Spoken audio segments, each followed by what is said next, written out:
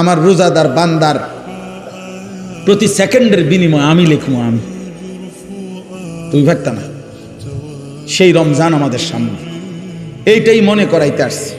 বলছি যে কিশোর ভাই, যুবক ভাই, গত 11 মাসের ব্যস্ততা থেকে বাবা, মা, বোন, পর্দার আড়ালের মা, উপস্থিত বয়স্ক চাচা, বাবা, অভিভাবক, সবাই আমরা মুসলমান।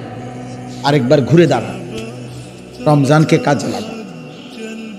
রমজান পরিবর্তনের মাস, রমজান হেদায়েতের মাস, রমজান জীবন সাজাইবার মাস, রমজান নিজেকে গড়ে তুলবার মাস, রমজান অফুরন্ত রহমতের মাস, রমজান অফুরন্ত মাগফিরাতের মাস, রমজান কোটি কোটি জাহান্নাম থেকে নাজাতের মাস।